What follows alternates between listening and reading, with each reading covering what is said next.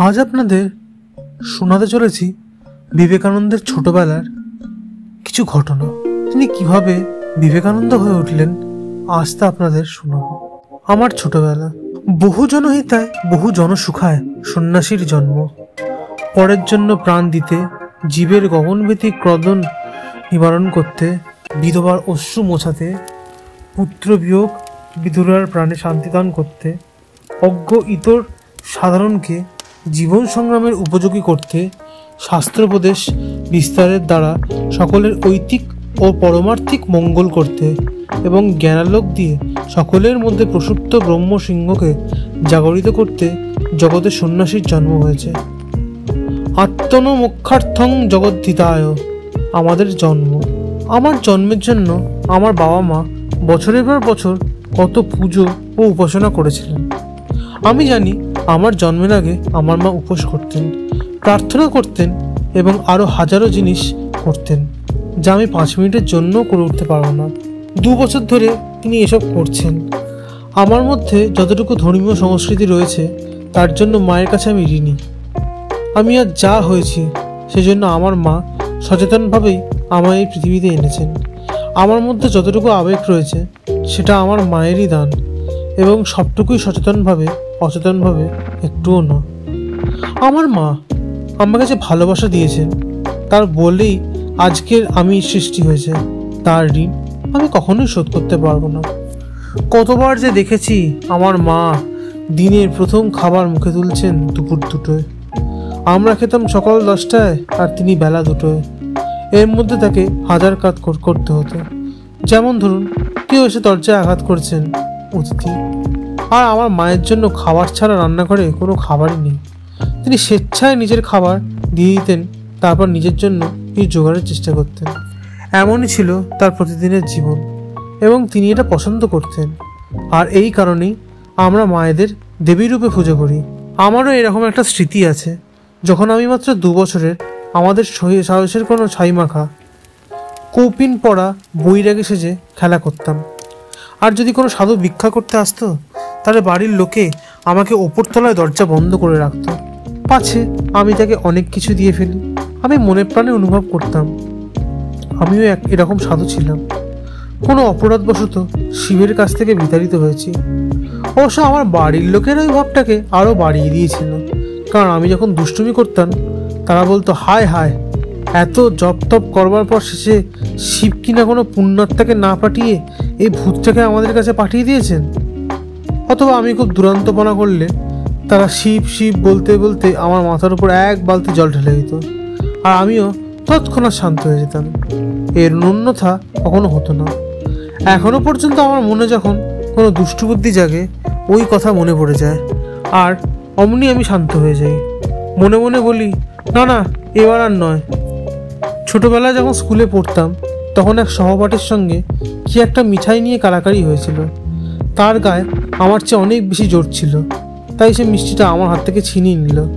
তখন আমার যে মনোভাব হয়েছিল তা এখনও ভুলিনি। আমার মনে হলো, ওর মতো দুষ্টু ছেলে জগতে আর জন্মায়নি। আমি যখন বড় হব আমার গায়ে অনেক জোর হবে, তখন ওকে জব্দ করব। মনে হচ্ছিল সে এত দুষ্ট যে কোনো শাস্তি তার পক্ষে যথেষ্ট হবে না। তাকে ফাঁসি দেওয়া উচিত, তাকে টুকরো টুকরো করে ফেলা উচিত। যথাসময়ে আমরা উভয়ই বড় হয়েছি, দুজনের মধ্যে এখন বেজায় বন্ধুত্ব। এইভাবে সমগ্র এই জগৎ শিশুতুল্য মানুষে পূর্ণ। খাওয়া এবং উপাদেয় খাবারই তাদের সর্বস্ব। এতটুকু এদিক ওদিক হলেই সর্বনাশ। তারা কেবল ভালো ভালো মিষ্টান্নের স্বপ্ন দেখছে, আর তাদের ভবিষ্যৎ জীবন সম্বন্ধে ধারণা সর্বদা সর্বত্র প্রচুর মিঠাই থাকবে। রায়পুরের পথে বনের মধ্যে দিয়ে যেতে যেতে দেখছিলাম এবং অনুভব করেছিলাম তার স্মৃতির পটে চিরকালের জন্য মুদ্রিত হয়ে রয়েছে। বিশেষত একটা ঘটনার কথা। পায়ে হেঁটে বিন্ধ্য পর্বতের পাদদেশ দিয়ে সেদিন আমাদের যেতে হয়েছিল। পথের 2 পাশেই গিরিশৃঙ্গগুলি গগন স্পর্শ করে দাঁড়িয়ে রয়েছে। নানা জাতীয় গাছ, লতা, ফুল, পুষ্প সম্ভারে অবনত হয়ে পর্বতপৃষ্ঠের শোভা বৃদ্ধি করেছে। মধুর কাকলিতে দিক পূর্ণ করে নানা বর্ণের পাখিকুঞ্জ হাতে কুঞ্জন্তরে গমন করেছে, অথবা আহার অন্বেষণে কখনো কখনো মাটিতে অবতরণ করেছে। ওইসব দৃশ্য দেখতে দেখতে মনে অপূর্ব শান্তি অনুভব করছিলাম। ধীর মন্তর গতিতে চলতে চলতে গোজানগুলো ক্রমে ক্রমে এমন এক জায়গায় উপস্থিত হলো যেখানে দুটি পর্বতশৃঙ্গ যেন প্রেমে আকৃষ্ট হয়ে শীর্ণ বনপথকে বন্ধ করে দিচ্ছে। তখন মিলন বন্দুক বিশেষভাবে নিরীক্ষণ করে দেখি এক পাশের পর্বতগাত্রে পাদদেশ পর্যন্ত সুবৃহৎ একটা ফাট রয়েছে এবং তারই মধ্যে মৌমাছিদের যুগ যুগান্তরের পরিশ্রম নিদর্শন স্বরূপ প্রকাণ্ড একটি চাক ঝুলে রয়েছে। বিস্ময়ে মগ্ন হয়ে সেই মক্ষিকা রাজ্যের আদি অন্তের কথা ভাবতে ভাবতে ত্রিজগৎ নিয়ন্তা ঈশ্বরের অনন্ত শক্তির উপলব্ধিতে আমার মন এমনভাবে তলিয়ে গেল যে কিছু কালের জন্য বাহ্য সংজ্ঞার লোপ পেল। যতক্ষণে কবে এই গরুর গাড়িতে পড়েছিলাম স্মরণ নেই। যখন চেতনা ফিরে এলো তখন দেখলাম ওই জায়গাটা পেরিয়ে অনেক দূরে এসে পড়েছি। গরুর গাড়িতে একলা ছিলাম বলে ব্যাপারটা কেউ জানতে পারেনি। অবশ্য জগতের যে যথেষ্ট দুঃখ আছে তা আমরা অস্বীকার করতে পারি না। সুতরাং আমরা যত কাজ করি তার মধ্যে অপরকে সাহায্য করাই সবচেয়ে ভালো কাজ। যদিও আমরা শেষ পর্যন্ত দেখব পরকে সাহায্য করা মানে নিজেরই উপকার করা। ছোটবেলায় আমার কতকগুলি সাদা ইঁদুর ছিল, এগুলি থাকতো একটা ছোট্ট বাক্সে। তাদের ছোট ছোট চাকা ছিল। ইঁদুরগুলো যেই চাকার উপর দিয়ে পার হতে চেষ্টা করত অমনি চাকাগুলো ক্রমাগত ঘুরত, ইঁদুরগুলো আর এগোতে পারত না। এই জগৎ এবং তাকে সাহায্য করাও একই রকম। এর থেকে উপকার বলতে আমাদের কিছু নৈতিক শিক্ষা হয়। আমার শিক্ষক বাড়িতে এলে আমি ইংরেজি বাংলা পাঠ্যপুস্তকগুলো তার কাছে এনে কোন বইয়ের কোথা থেকে কত দূর পর্যন্ত সেদিন আয়ত্ত করতে হবে তা তাকে দেখিয়ে দিয়ে নিজের খেয়াল মতো শুয়ে বা বসে থাকতাম। মাস্টারমশাই যেন নিজেই পাঠোভ্যাস করছেন এইভাবে বইগুলোর ওইসব পাতার বানান, উচ্চারণ এবং অর্থাদি 2-3 বার আবৃত্তি করে চলে যেতেন। এতেই ওইসব বিষয় আমার আয়ত্ত হয়ে যেত। প্রাইমারি স্কুলে যত সামান্য পাটিগণিত, কিছু সংস্কৃত ব্যাকরণ, একটু ভাষা এবং হিসাব শিক্ষা দেওয়া হতো। বাল্যকালে এক বৃদ্ধ আমাদের নীতি বিষয়ক একটা ছোট্ট বই মুখস্থ করিয়েছিলেন। তার একটি শ্লোক এখনো আমার মনে আছে: গ্রামের জন্য পরিবার, স্বদেশের জন্য গ্রাম, মানবতার জন্য স্বদেশ এবং জগতের জন্য সর্বস্ব ত্যাগ করবে। এইরকম অনেক শ্লোক ওই বইতে ছিল। আমরা ওইগুলো মুখস্থ করি এবং শিক্ষক ব্যাখ্যা করে দেন, পরে ছাত্রও ব্যাখ্যা করে।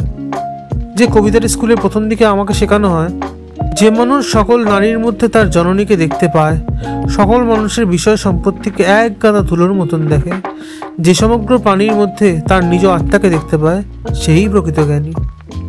কলকাতা স্কুলে পড়ার সময় থেকেই আমার প্রকৃতি ধর্মপ্রবণ ছিল, কিন্তু তখনই সব জিনিস পরীক্ষা করে নেওয়া আমার স্বভাব ছিল।